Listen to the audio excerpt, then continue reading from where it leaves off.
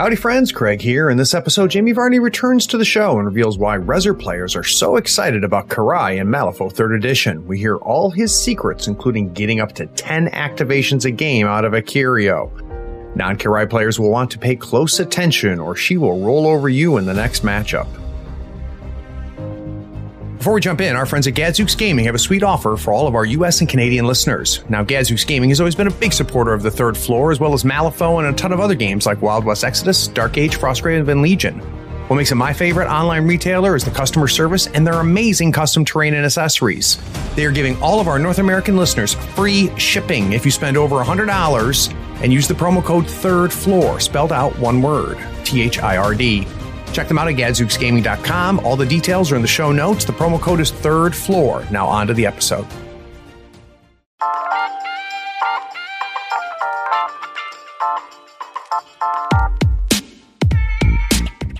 Have you found yourself killing friendly models to make sure that happens and to keep the amount of summons under control?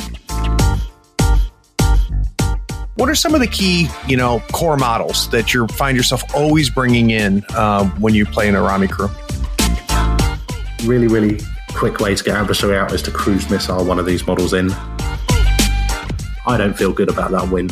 My opponent doesn't feel good about that game. Not doing it anymore. You're never going to be short of something to do with her, whether that's up close, at range, whether that's summoning or healing and helping the crew. The damage that a 3-inch hazardous terrain aura in the middle of your crew can put out is not to be underestimated. Yeah, and how many wounds is she? 6 wounds, incorporeal, terrifying 11. It's not bad. No, it's not bad. There's plenty of healing in the crew.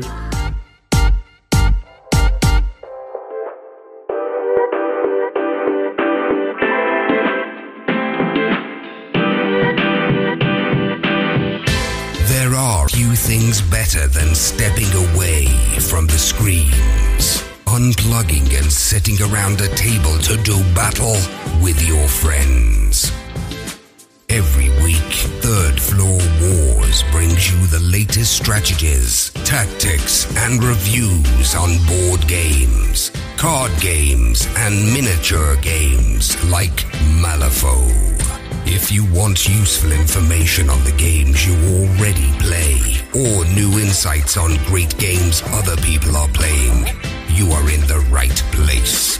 Craig and Ray welcome you to the Third Floor and the Tabletop Talk broadcast. Craig here on the Third Floor. Today we're going to do a deep dive into the Resurrectionist Master Kirai and how the Urami crew works in Malifaux 3rd Edition. My guest is Jamie Varney. Now, I've talked him into coming back after doing his great deep dive into Albus. And if you have not listened to that episode, you need to fix that soon. Just grab it and take a listen. In that episode, he revealed why Albus may be one of the top tier masters for the faction. Now, he's one of the leaders of the Flippin' Weirds over there in the UK, and few will argue that Jamie is considered one of the best Resurrectionist players in the world. He's probably best known for exposing how nasty Nicodem was in 2nd edition, which of course led to Weird hitting Nico hard with the Nerf bat. So Jamie, welcome back to the Third Floor. What masters have you been playing since we talked last? Hey Craig, thanks for having me again. A few different things actually. I've actually mostly been playing Neverborn since we last spoke as a little bit of a project going into M3 because I've got the Resers more or less ready to go until some new stuff comes out. So I've been building and painting some Neverborn just for a change, and I'm wanting to try and run some demos in a new store we've got local, or a new store to me locally. So I want some other crews ready to go. And I think Neverborn, especially like the Teddy and stuff like that, is so iconic, and that Malifaux sort of interest. Yeah, you can't get any more Malifaux than Neverborn. I think it's one of those, I think it's the faction that defines it, that makes it truly unique. So I've got to know, what are the 2 masters you're going to dive into hard starting Neverborn? Oh, that's hard to say. I've been loving Dreamer. I've obviously been loving Zoraida, but that's the tournament player in me. I'm really actually excited about Euripides. I'm not sure how competitive he'll be. I think there's a few bits on his card that probably needed a bit of work before he was ready to print. But as a theme, he's really cool. And the way that his crew manipulates the deck and being able to cheat using the top card of your discard pile is really, really cool. I also think Nikima's got some real legs, and the grow mechanic looks like it really works. That's great news for all of the Neverborn players out there. But let's get back to kind of our subject at hand. I want to focus on Kirai and, of course, the Urami crew. And I'm going to ask Jamie to dig deep into how he builds the crew, how he plays them, and what he sees as the best paths to victory when considering the opponent and the scheme and strategy pool. So, Jamie, can you kind of give us an idea, what an overview on Kirai looks like? Absolutely. So, Kirai, I guess she works a little bit like she did in M2E. She herself, I think, is a bit more aggressive this edition because she won't be doing as much summoning. She's probably more fragile than she was, but that's comes back around when there's a lot of healing in her crew and in the faction. So she can survive a lot more than your opponent thinks she can. She's got some interesting abilities. She's got some great actions on the back of her card. You're never going to be short of something to do with her, whether that's up close, at range, whether that's summoning or healing and helping the crew. She's got, again, a bit like Alba, she's got a lot going on. Now, when you say that she's kind of out in front a little bit, so before you would spend in second edition, it wasn't that odd to have Kirai really backfield. No, absolutely. But she's, I think she plays a lot more aggressive in M3. Maybe not up front, but she will certainly not be too far away from the action. I think she's going to be using a lot of her time using the Spirit Barrage ability, which is 12-inch range, 2-3-4 damage attack. So she wants to be within 12 inches of most of your opponent's crew so that she can put that to good use, because when she's summoning, she's got that once per turn limit on it, unless it's a curio. So she needs to be doing something else with her AP. Yeah, she does seem to play a lot different than in 2. I mean, it wasn't out of the realm, Jamie, to see her spend at least the first couple turns in the backfield, doing some summoning shenanigans. But what you're saying is that that's not really the case, that she's playing a little bit forward in the field? Yeah, I mean, she's not, don't get me wrong, she's not right up the front, but she's in a more aggressive position. I think her crew plays more aggressively. She doesn't have the movement tricks in herself that she used to have in M2E, but her crew can be quite mobile and quite aggressive, and she wants to be somewhere where she's got a good view of the board so she can see models to keep their adversary on with her hatred ability, so that she can use her Spirit Barrage to finish models off and get the incidental summoning from it. So she wants to be probably behind the rest of her crew, but in a more forward position than she was in M2E. And do you think, is that a function of just, a change in her range or a change in how she plays? What pushed her up the field? I think it's mostly not being able to use 3 AP to summon. And the loss of Swirl Spirits. So Swirl Spirits gave her the ability to influence the board from quite a way away. Whereas now she wants to influence the board she's still influencing the board, but she's influencing the board in different ways. And I think she wants to be nearer her crew so she can protect herself with Protected Urami. She's got Life Leech as a really good defensive ability, so she doesn't really mind people getting a bit closer to her. And she's got her Shears built onto her card now with an Execute trigger, which is quite nice. So she's not as afraid to be up close as she was in the last edition. How does that defensive trigger work? So it's not a defensive trigger, it's just Protected Urami. So it's discard a card to change the target of a enemy attack action to a friendly Urami model within 2 inches. Nice. Yeah, I think we did a deep dive on Marcus with Steven, and I think Marcus has the same thing for beasts. Absolutely, yeah. And obviously, positioning will matter, but that's a frustrating ability. Unless you're playing Kirai, then it's great. It is and it isn't. It's if you can get enough hits onto it, it's very, very hard to maintain. Yeah. Yeah, it's funny. When you read a card, you always think that you always have cards when you're playing. No, right? you super don't. Yeah. But in the game, suddenly you don't have a full hand of cards and full of ones that you're happy to ditch for that ability. Yeah. Now, do you think she's more dependent on the rest of the crew to stay on the board, because you kind of hinted that, they help with her mobility now, they help her survive better now. I'm getting a sense that she really leans hard on the rest of that crew. Yeah, I mean, the rest of the crew is what makes it work. Kirai on her own is good, but the crew really just brings it all together. Her crew's definitely not as expendable as it was in M2E, and that's partly due to a change in summoning. But it's the stuff that the crew brings is excellent. Like, you've got some really, really strong choices in the crew, especially her totem. The crew's really integral to her. I'm anxious to hear about the totem, but before we do that, can you kind of walk us through, because her summoning is pretty unique, and kind of mechanically how that summoning works, and how it hurts her. Yeah, absolutely. So she's got a summon action on the back of her card called Blood and Wind, same as it was before. So once per turn, she can name a Urami minion, and then the TN of the action is 10 crows plus the cost of the name model, but she's got a stat 7 this time, so it's slightly easier to bring in some of those higher cost models. And then she can summon the name model anywhere within 6 inches of her and attach the Vengeance upgrade to it. So the Vengeance upgrade gives the model slow.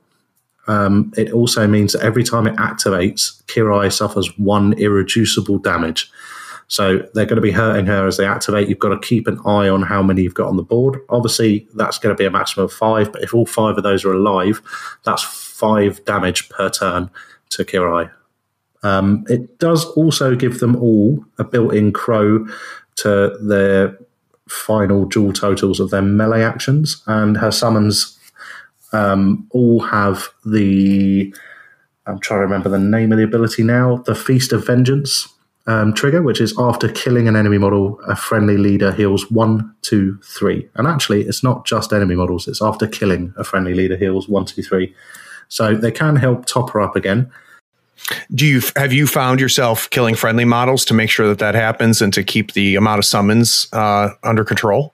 I actually haven't, and that's why I literally just looked at it and went, oh, it's not just enemy. But no, I think you're not actually getting that many on the board, and the ones you are getting, you're sort of cruise missiling forward.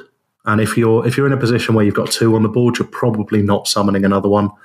Oh, I see what you're saying. So instead of just you're automatically summoning every turn, you might be in a situation where you say, you know what, 2's good, and that drawback's there. And I would imagine, Jamie, that if an opponent out there is going, well, boy, if I can keep this model alive, then it's going to hurt Kirai. You're not too bent out of shape if they let that happen.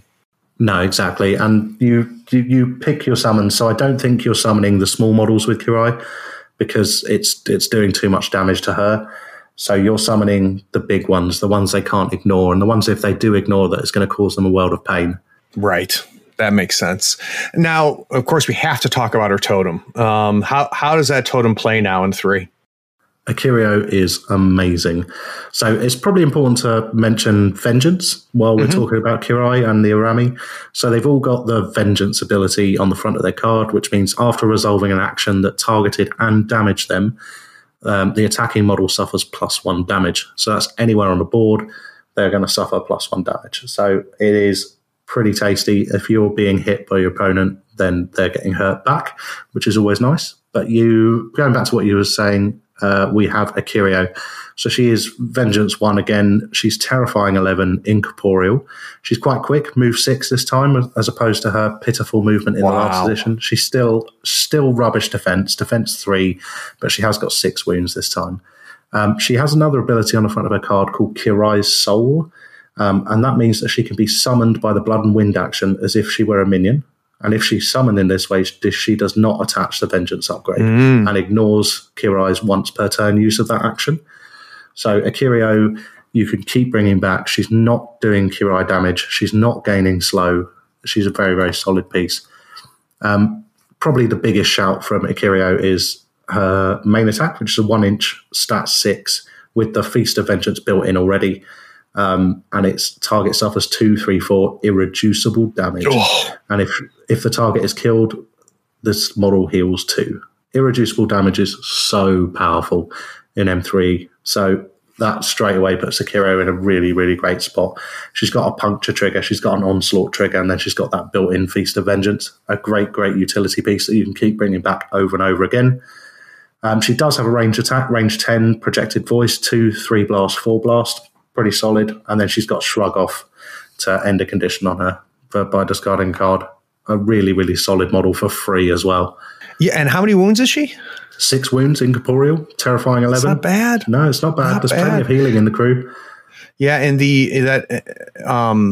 terrifying, of course, is nothing compared to what it used to be. It's a much better defensive it's so good. than in 2. Yeah. It puts so much pressure on your hand. And I didn't realize that until I started playing Seamus in 3. Yeah, terrifying. Just how much pressure. Yeah. Yeah, no doubt. Now, if I remember correctly, in 2, she would pop up if you hurt Kirai. Is now the only way to get her on the board is the summon? Yeah, well, you're getting her at the start of the game because she's your totem, and then if she dies, which you want her to do, which we'll go into later, then you can summon her back in. Got it. Now, how about offensively? Other than, obviously summoning some dangerous models, does Kirai have some offense on her own? She does, yeah. So she's got the Spirit Barrage attack, which is 12-inch range, stat 6, targeting willpower. It's 2-3-4 damage, so pretty moderate damage track. It is ignoring friendly fire. Nice. She's got some cool triggers on it.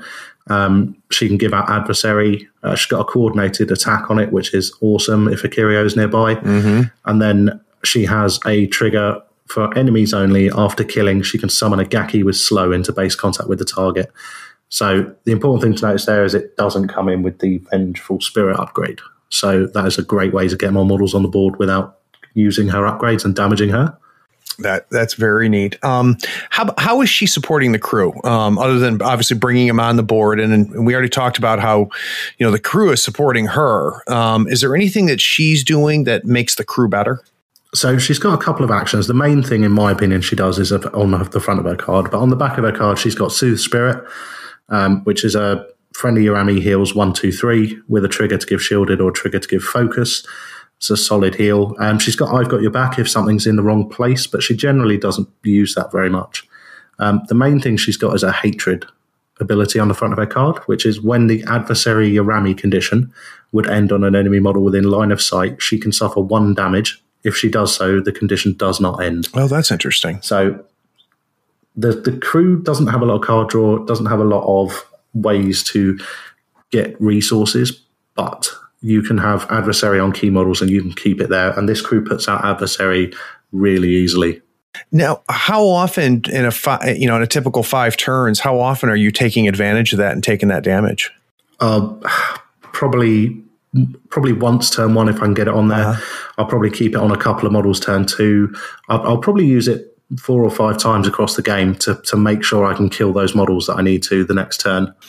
Well, wow. With that coupled with, the damage you're taking from activated summons, we're definitely going to have to learn how you keep her on the board. So let's take a quick break, Jamie. When we get back, I want to talk about, how this crew is making sure that Kirai doesn't die.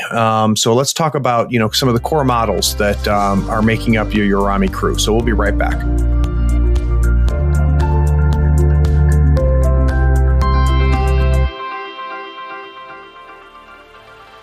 Howdy friends, Craig here. With 3rd edition Malifaux released, it's time for you to get a new mat with new deployment zones. We've tried every mat in the business and nobody has better quality and selection than Mats by Mars. They're waterproof and they roll and unroll easily, and they're even wet erase Marco compatible. They offer over 35 designs and let you add M3EO overlays for making deployment and positioning a breeze.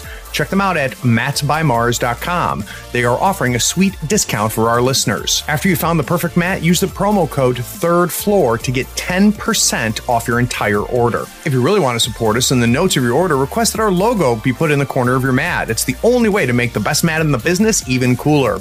Again, that's Mat by Mars. Use the promo code 3rd floor to get a 10% discount. Details are in the show notes.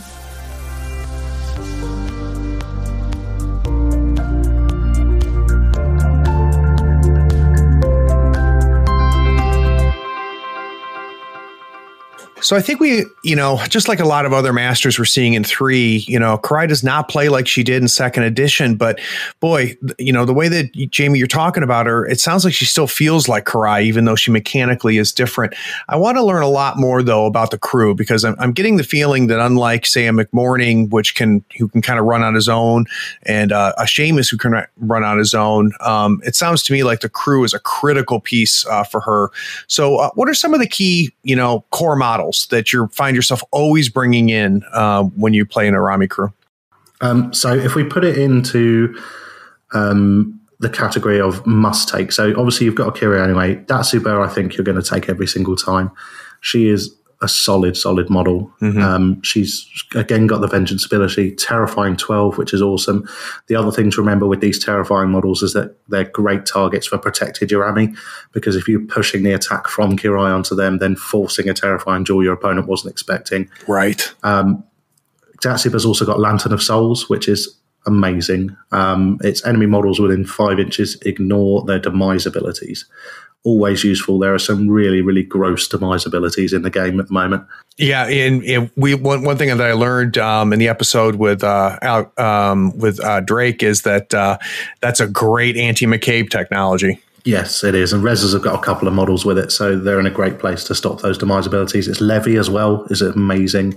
Yep. Jackdaw's Guilty and Montresor. There's some really key models that you can shut down completely with ignoring demise abilities. So who else is making it into the crew? Who's doing damage other than her totem? So you're taking Datsuba for damage. She's got Lucky Knife, which is melee 7, 2, 3, 4, which is quite nice. Mostly you're taking her for Way Sins. So it's 8-inch range, stat 6 versus willpower, 2, 3, 5 damage. And if they have adversary, the attack receives a plus to its damage flip. So that'll be a plus to attack and plus to damage. It's got a trigger to give adversary if they don't already have it.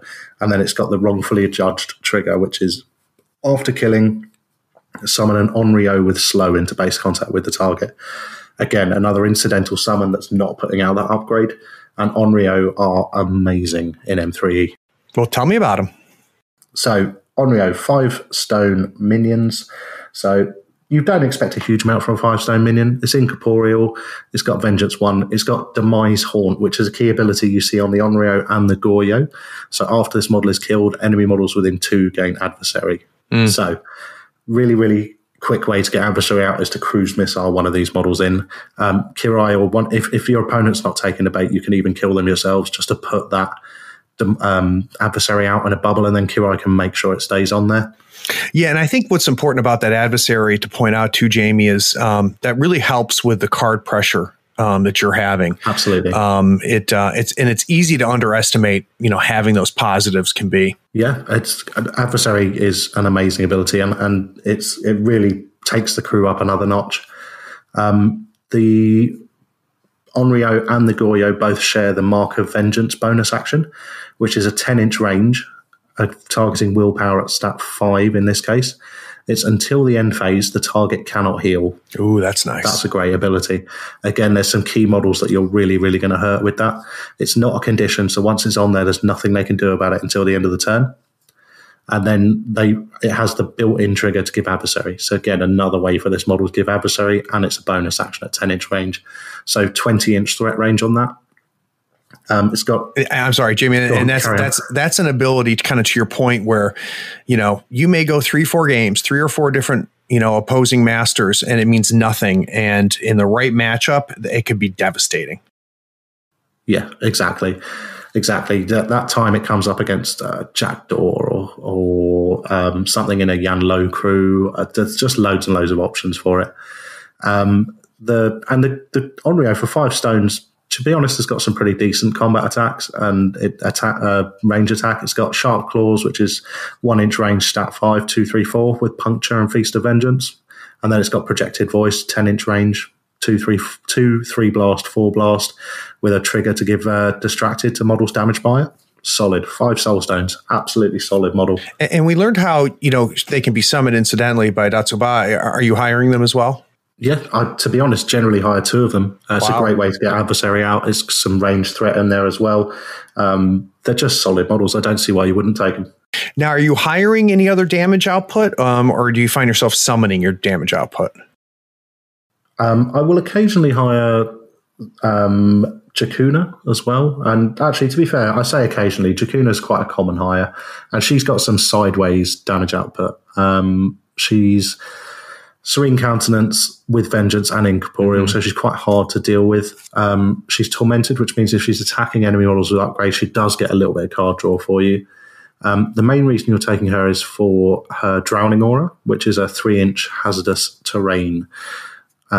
The damage that a 3-inch hazardous terrain or in the middle of your crew can put out is not to be underestimated. If you haven't had it happen to you, if you hadn't been stuck with a model that does that and it takes up a lot of space and is quite hard to deal with, you have no idea how much trouble it causes. Well, and she's on a 50 mil base.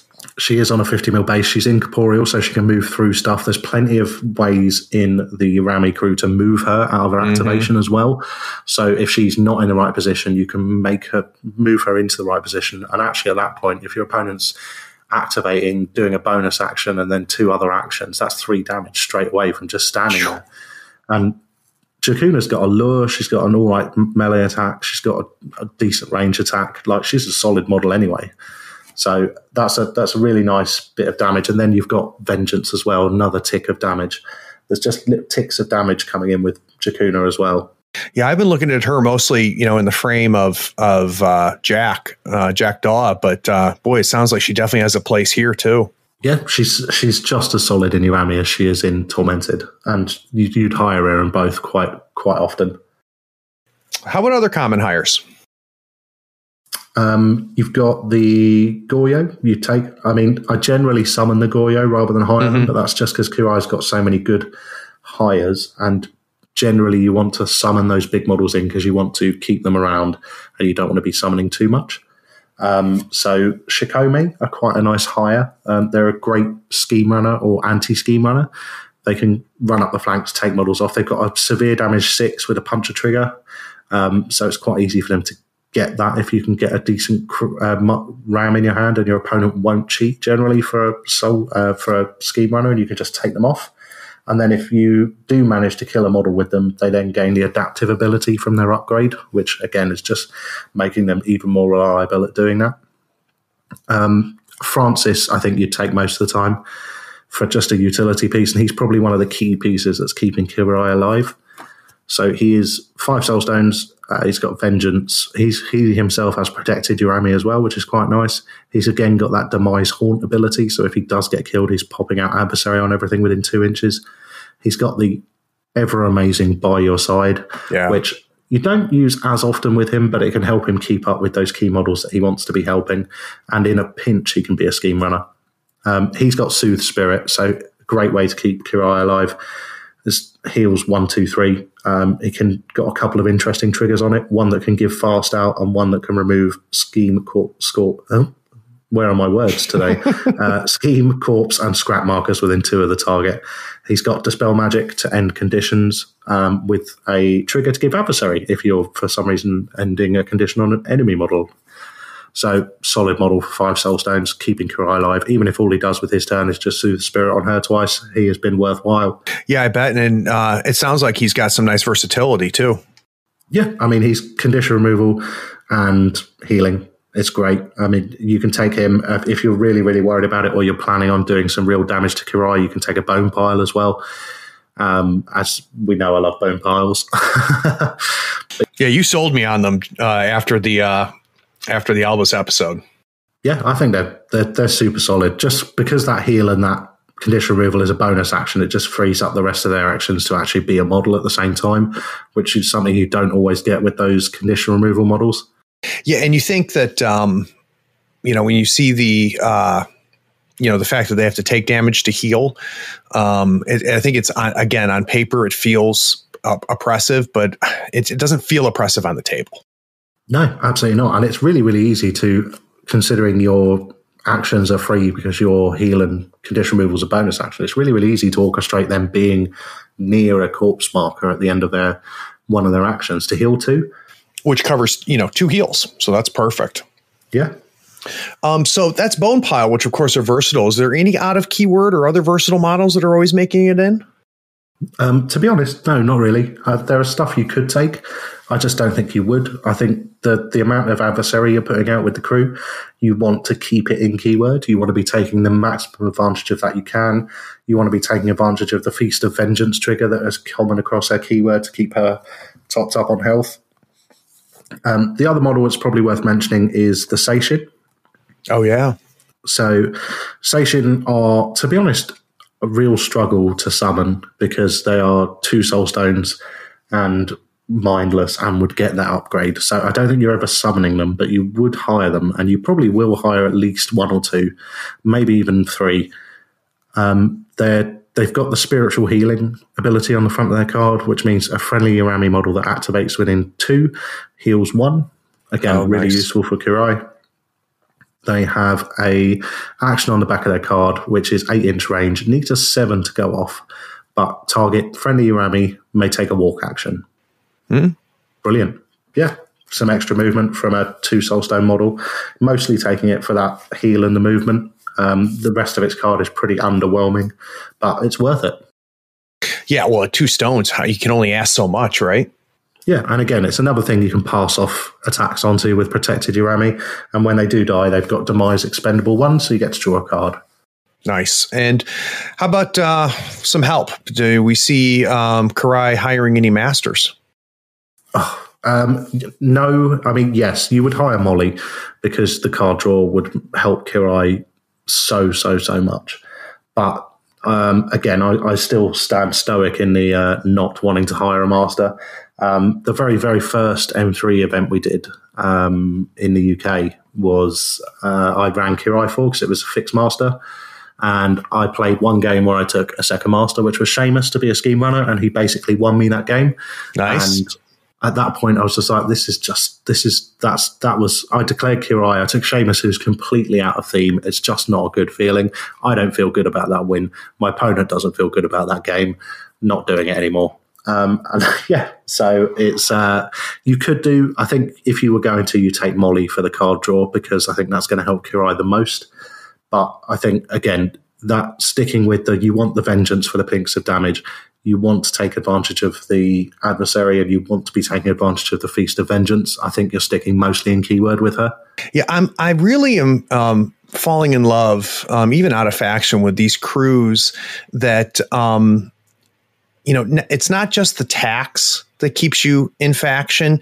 It's the synergy, the multiplier of their abilities. Yeah. Exactly. Why do I want to hire something that's not going to take advantage of the fact that everything has adversary?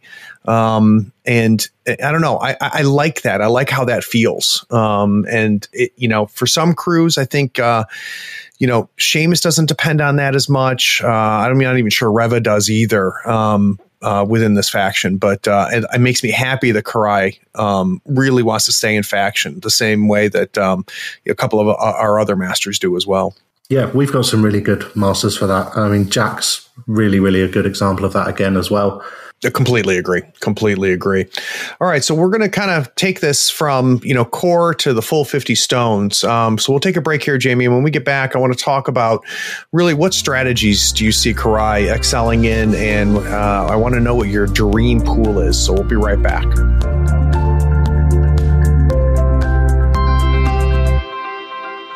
Howdy folks, Craig here. Now if you love gadgets as much as we do, you're going to love the new Third Floor Wars Gadget Bundle from Schooner Labs. Branded with the logo of your favorite podcast, it comes with 2 measuring multi-tools, a compass stepper for those tight and important movements, along with a compact dashboard to track your turn, strat, and scheme scoring along with your soul stones and pass tokens. It is the perfect bundle for anyone who plays Malifaux or just wants to look cool while doing it. The link is in the show notes. Check them out and help support your favorite gaming podcast.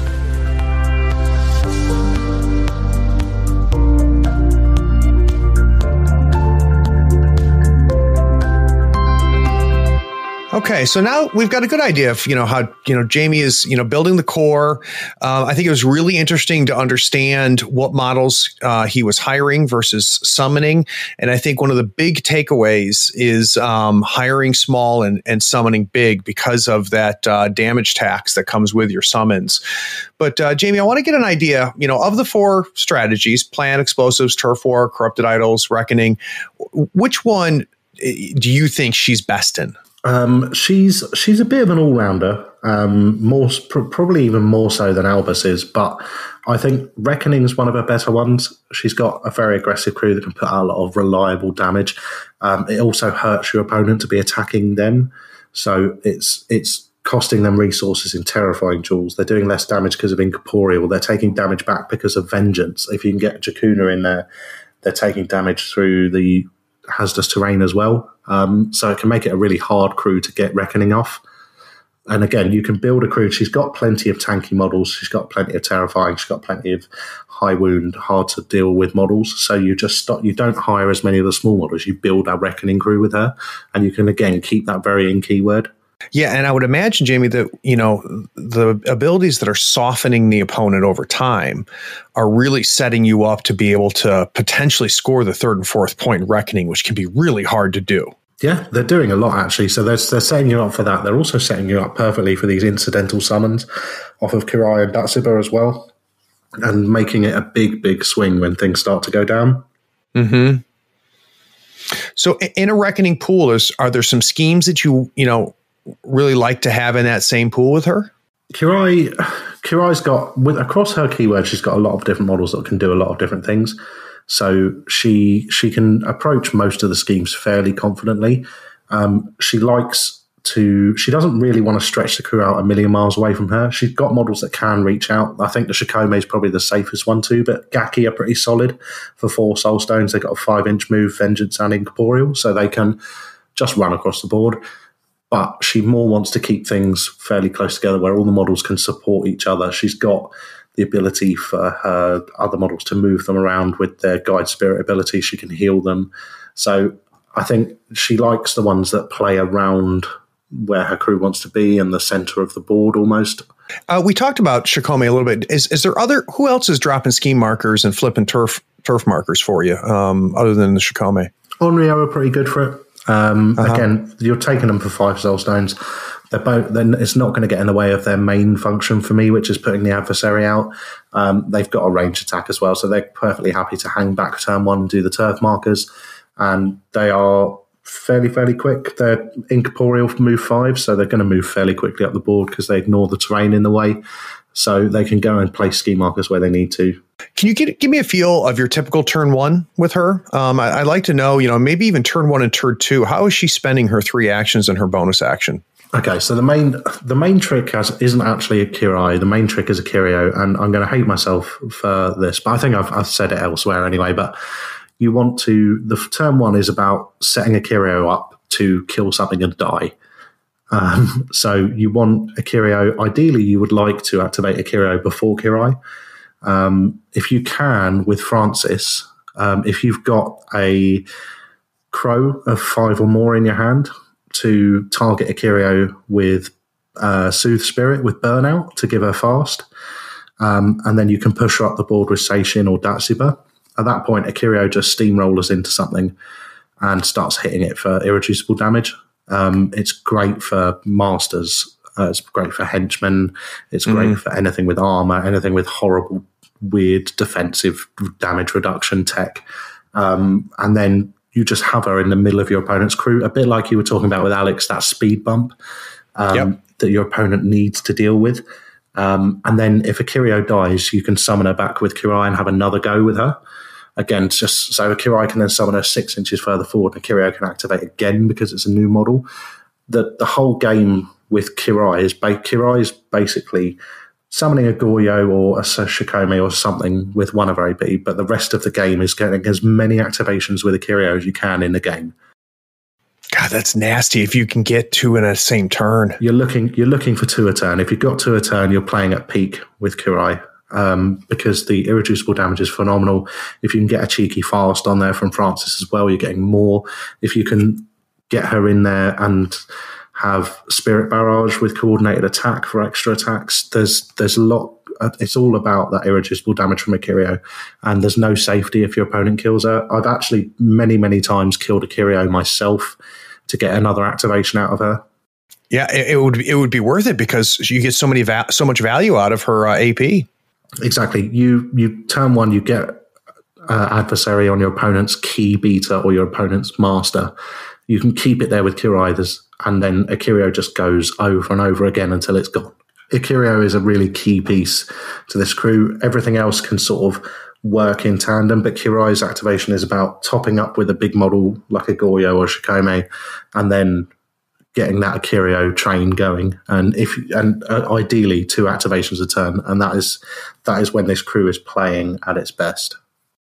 And boy, does that got to be frustrating and demoralizing for your opponent, just to kill her, bring her back, kill her, bring her back. And, the decision of knowing if I do kill her and Kirai has not activated yet, I'm going to literally see her again even before the end of this turn. Well, that's it. You put yourself in a position where you either deal with a Kirai and she's coming back, or you don't and she is in your way. She is a 50 mil model.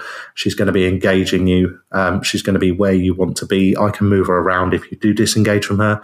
And if you stay in combat with her and choose not to deal with her, and then Kirai can activate and just start using coordinated attack to get her to attack again. Like if you're not going to kill a Kirai and it's better, or it's more, what's the word I'm looking for? It's more economical, let's go with, to have a Kirai attack through coordinated attack than to kill her yourself. Because, if I've got a Kirai into your master with adversary on your master, I will happily spend 3 soul stones for a coordinated attack to get a Kirai to attack 3 more times and kill you. This is probably going to sound embarrassing, but I have no shame when it comes to the quality of how I perform on the table. But I honestly had not thought about how you really should focus on masters and henchmen when you're dealing irreducible damage, which I know sounds really silly, but when you said it, a light bulb went off that I've always just thought, irreducible is great for a lot of things, but focusing on the masters and henchmen when you have that damage is a big deal. Yeah, there is almost no way around it unless they've got a resist ability or a protected ability. They don't have an answer to it. They can't soulstone it. Shielded doesn't work. Armor doesn't work. It's just scary. And if you're facing a master that does have those things, then you could still send her in and just force those resources out, or you go after their henchmen. You go after their big beater.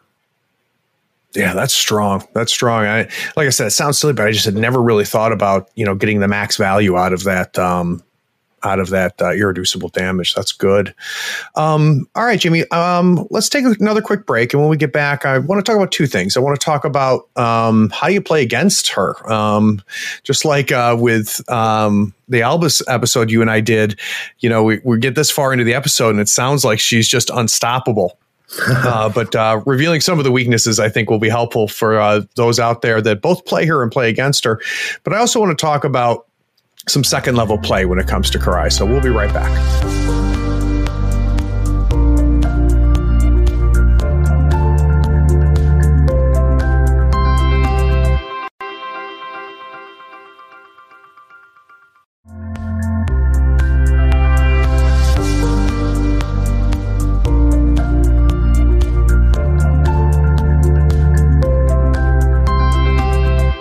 Okay. Sometimes when you do a deep dive on a master and a crew, they sound just impenetrable. But we know that that's not the case. So, Jamie, if I'm playing Kirai, what do I need to watch out for? What am I afraid of? Or if I'm playing against Kirai, what do I need to consider when I'm building my crew? So you can more or less play against Kirai with whatever crew you're putting on the table. It's not a case of having to approach her in a different way. If you've got ruthless models, that's going to help you. If you've got models with access to shielded, easy access to shielded to overcome that vengeance, healing's always useful because you're going to be taking little plinks of damage. Crews with regen is going to help. But mostly it's the way you act on the board. So don't charge into a model and take 2 hits. Focus and then charge it. You're often going to be facing terrifying. You're almost always going to be facing incorporeal and vengeance. So you don't want to be doing 2 hits. You want to be doing 1 big hit to minimize the impact of the 1 damage they suffer less from incorporeal and the 1 damage you suffer from vengeance. And from a hand pressure standpoint, Jamie, there's a multiplier with that approach, isn't there? Because if I go in and I do 2 attacks with terrifying, I'm looking at 2 potential cheats to make him hit, and 2 potential cheats to get through the terrifying. I like that advice where if I focus, I'm really consolidating the pressure that I already have against me. Yeah, and there's so many layers to it because it will affect terrifying where that's relevant on the models. It will affect incorporeal and it will affect vengeance. So there's no reason not to do it. You're always going to be better to focus and attack against almost all of her models. Putting pressure on Kirai is always good in the crew. If you're close to her, she's healing when you activate, and you're suffering 1 damage, which again is another plink of damage. She's damaging you with vengeance as well, and there is plenty of healing in the crew, but her defending herself with protected Urami is very, very card intensive, and she can't really afford it. Mm-hmm. I think for me, you pick your models. I think if you can deal with a Kirai any other way than killing her, you're probably in a good place. Distracted isn't great because adversary normally counteracts that, but if you can slow her, stagger her, just get her away, stun her, do anything you can just to minimize the impact, and then you can leave her alone because you don't want to be killing a Kirai. And your opponent will be trying to force you to kill a Kirai or make your life really hard by not doing so. Francis is a great one to kill because he is doing a lot of healing. If you're going for Kirai, you probably want to kill Francis first. Mm-hmm. Yeah, I think that's probably the best advice I can give. Now, this is very specialized, but I would think burying a Kirai would be good. Getting her off the board, and also maybe preventing the Kirai player from killing her to get that second activation. Yeah, potentially depending on where your unbury specifies she ends up, because you may or may not be doing yourself any favors with that. Certainly for getting her out of your way, yes. But if it depends where she's going to come back up as to how helpful that is, because she can still come up, activate. I mean, she's got a range 10 attack, so she can come up, do that twice, and then your opponent could then look at trying to kill Kirai themselves. I could definitely see that. All right, so I'm going to kind of blow your horn, stroke your ego a little bit here, Jamie, and plug your podcast at the same time. So probably the thing that I liked the most about your podcast is I think that you have a very unique ability to find hidden things about models and crews and masters. And I think the Nicodem thing was a good example of that. And one of the things I always, tried to pick up from you was what were things that you don't see when you read the cards? What are things that you don't see when you play a model or a crew 1 or 2 or 3 times? What is something that comes really at the second level of play? And you did a great job with that when we talked about Albus. So I'd like to know, with 10 or 15 games under your belt, what are you going to see in a Kirai crew that you maybe didn't see at the beginning? The Akirio thing we've discussed at length is probably one of the main things that I picked up after playing some games with her, and actually how you could use that ability, that summon, the way she interacts with Kirai summon to have multiple activations. It's about actually you're not fussed about taking hits. You're just letting that vengeance plink off. You're taking less damage because of incorporeal. They're taking damage as they hit you, and then you're using Datsuba to finish and then summon a model on top. And it's that trading models, which is always great. So Kirai can do it, Datsuba can do it, and there's models in your crew that you want your opponent to kill. You want them to kill a Kirai because they're taking damage as they do it, and you can bring her back.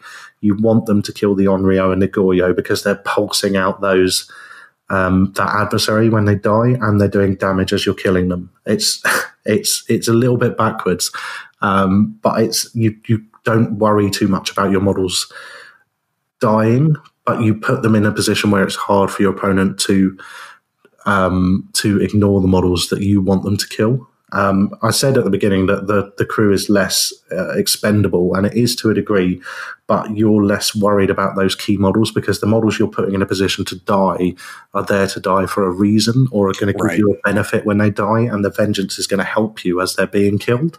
No, I like that a lot. I think that's excellent advice. I have yet to play a game with her. I didn't have her built or ready in 2, and I still don't have her built or ready here in 3. So this was very helpful, Jamie, and I appreciate it. So, Jamie, for those that want to hear more from you outside of this podcast, where can they go?